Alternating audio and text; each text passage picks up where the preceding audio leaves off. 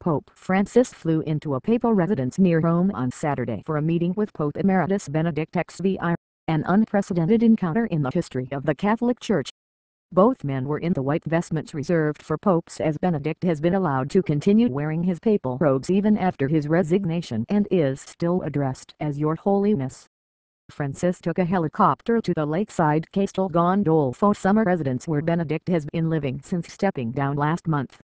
Benedict came to greet him, and Vatican spokesman Federico Lombardi pointed out that in the car Francis sat on the right, the classic place for the Pope, while Benedict sat on the left.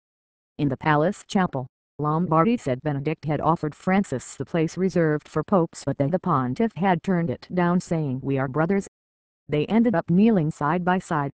The talks round off the historic few weeks at the Vatican after Benedict became the first pope to resign in over 700 years and only the second to do so by choice in 2,000 years of church history.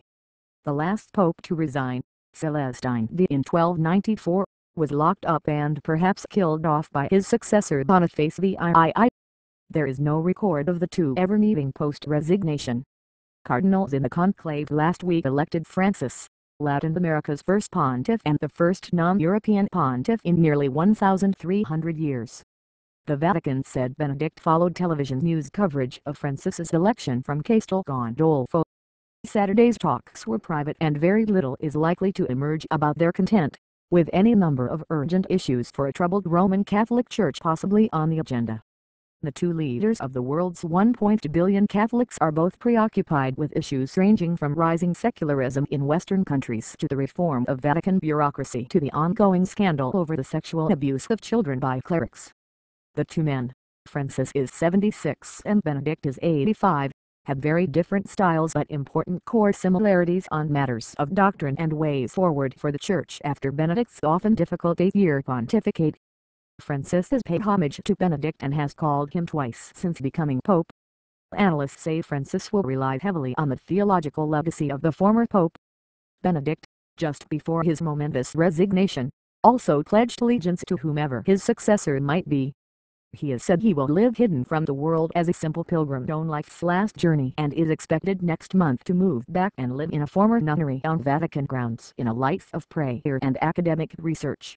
But the Vatican has said he could also provide spiritual guidance to his successor when they live a stone's throw from each other, an unprecedented and delicate situation for the Church.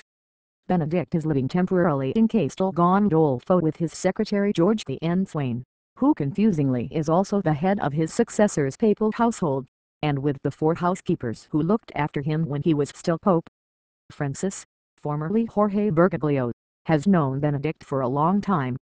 At the 2005 conclave, Bergoglio was the runner-up to Joseph Ratzinger, the future Benedict XVI, and represented a more socially progressive current among the cardinals.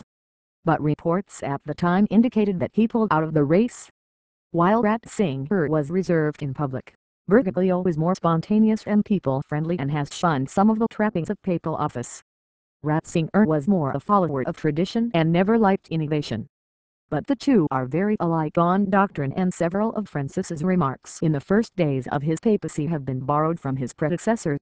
Both are opposed to gay marriage, abortion and euthanasia, in line with the rest of the Catholic leadership. This papacy will be rooted in Benedict's teachings, Samuel Gregg from the US-based Acton Institute religious think tank said earlier. For the past 25 years, he has been the main intellectual force in the Church, he said. Francis's popularity is being seen with bitterness in some quarters in the Vatican, where the memory of Benedict still shines strongly, unlike the many ordinary Catholics who have said they prefer the new pope's more direct style. Postcards have gone on sale around the Vatican in recent days showing a smiling Francis next to a picture of the ever-popular John Paul II, with no depiction of the Pope in between. Benedict,